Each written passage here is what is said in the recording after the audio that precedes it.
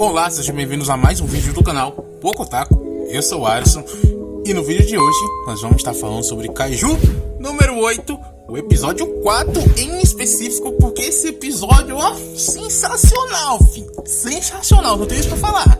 Então, sem enrolação, já deixa o like, se inscreva no nosso canal, ative o sininho para receber todas as nossas notificações e bora nessa. O Kafka ele consegue passar para a segunda parte da prova de admissão para a força de defesa, mas assim que ele começa ali, que ele tá começando a se sair bem, ele é atingido por um Kaiju e ele tem sua perna quebrada, o que impossibilita ele de continuar na prova. Tanto porque ele estava prestes a ser acertado por aquele mesmo Kaiju novamente. Só que antes disso acontecer, a Kikuro aparece e derrota aquele Kaiju, salvando assim o Kafka. Mas ele ainda estava ferido, ele não poderia continuar na prova. Com sua força de vontade, ele consegue se levantar para continuar. E o Ishikawa, ele estava ali o tempo todo do lado do Kafka para dar apoio a ele. E esse apoio é o que? Levar o Kafka nas costas, porque ele não estava conseguindo andar. Então os dois começam nessa loucura, com o Kafka andando nas costas do Ishikawa. E foi isso, essa fusão perfeitamente comédia, porque é tudo uma comédia só, todo mundo tava sorrindo deles dois. E bom,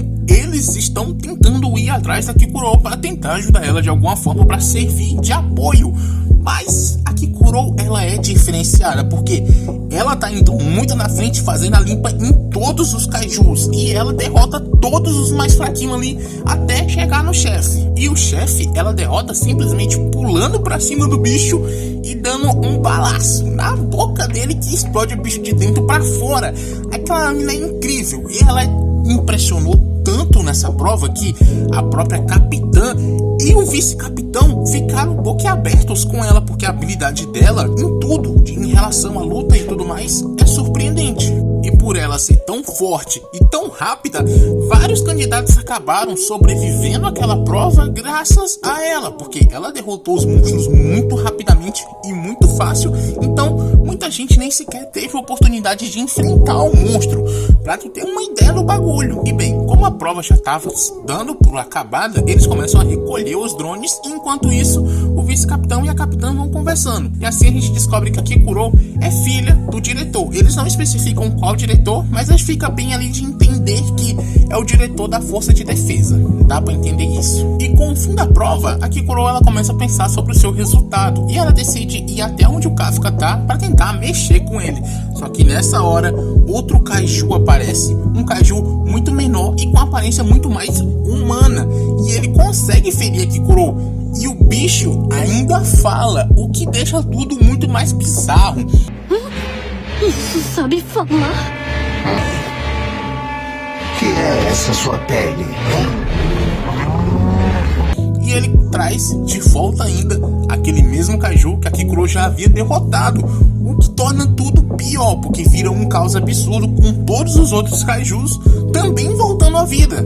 E mesmo depois de ter sido atingido uma primeira vez, a Kikuro ela ainda tenta fazer alguma coisa, mas o Kaiju vai e acerta vários ataques nela. Isso faz soar um alarme aonde estavam os examinadores, e a Shiro manda ativarem os escudos de todos os candidatos, e ela e o vice-capitão vão até aquele local para ver o que tá acontecendo, porque do nada apareceu um novo Kaiju, então elas têm que ir resolver o problema. E enquanto isso, a Kikuro ela tenta continuar lutando, mas ela tá muito ferida, e com um único tapa o Kaiju manda ela para muito longe dali.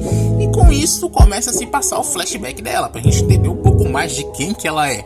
E bom, ela é mais um daqueles casos de garota com pai ausente, que tenta fazer de tudo para ser a melhor, para poder conseguir um pouco de atenção do seu coroa. A história dela é essa. E bem, por essa falta de amor paterno, ela também não tem nenhum pingo de amor à sua vida, já que ela não desiste de continuar atacando. Mas cada vez que ela tenta se levantar para atacar, ela é quem recebe um ataque e é cada vez mais sendo destruída, porque ela vai estar arrebentando ao ponto do braço dela fazer um S, o que fica muito nojento. E bem, o Kaiju prepara um ataque monstruoso para destruir de vez com ela, mas nessa hora nosso grande herói da justiça, Kafka, aparece falando que ela fez um bom trabalho, que graças a ela ter continuado ali, todos os outros candidatos puderam sair. E ele vai e tanca aquele ataque. Ele simplesmente tanca e se transforma em Kaiju. E a Kikuro, vendo aquilo, é claro que ela fica impressionado. E o Kafka, que já tinha se transformado, ele volta até onde ela e começa a rastejar no chão, pedindo pra ela não contar sobre isso pra ninguém. E é sério, essas cenas são muito boas. Mas bem, o outro Kaiju tenta atacar novamente e com isso o Kafka ele se prepara pra lutar. E ele se preparando para atacar é uma parada muito linda, porque é uma liberação de energia absurda com uma animação excelente, digo por sinal, né? Tá muito boa. E bem, como o Kafka não tem muito tempo, ele decide que vai destruir aquele Kaiju com um único soco. E ele faz isso, destrói o bicho, fazendo chover sangue e resto de bicho. Tão poderoso que ele foi. Só tem isso pra resumir, ele foi poderoso pra caralho. E bem, uma das coisas que eu acho muito interessante é que a gente sai de uma cena nesse nível pra uma cena de comédia, onde o Kafka fica implorando pro bicho não voltar à vida. E eu simplesmente racho o bico com isso, porque o Kafka tem uma transição de cenas muito badass, muito cinema, pra uma cena de comédia, que ele tá literalmente rastejando no chão, pedindo pro bicho não voltar à vida. É muito massa isso. E bom, como o Kafka já havia derrotado aquele monstro, ele volta pra ver como que a Kikuro tá. E o Ishikawa aparece bem nessa hora pra dar uma bronca no Kafka, porque sabia que ele tava se transformando por aí. Com isso, os três eles conseguem sobreviver a tudo aquilo, mesmo com a Kikuro perdendo a sua consciência, mas eles conseguem sair vivo, o que é o mais importante. E quando a capitã e o vice-capitão chegam naquele local, eles não entendem nada do que aconteceu. Como que os Kaijus voltaram à vida? Quem derrotou aquele Kaiju? Mas o vice-capitão, ele é esperto, porque ele tá vendo aqueles destroços ali e ele se lembra do incidente que aconteceu 3 meses atrás. E ele pensa que tem alguma coisa envolvida em relação a esses dois incidentes. O Kafka ele é mandado novamente para o hospital e a Kikuro também vai junto. Só que ela tá recebendo um tratamento muito mais especial, muito mais avançado por causa dos seus ferimentos, que é muito mais grave do que o do Kafka. E com isso, a Shiro ela vai até onde o Kafka e o Ishikawa para agradecer por eles terem salvado a Kikuro, porque eles foram realmente muito gente boa de ter salvado ela, é claro. Ela não sabe da metade da história. E o Kafka, coitado, ele ainda pensa em falar com ela, mas ele decide que só vai falar quando ele passar naquela prova.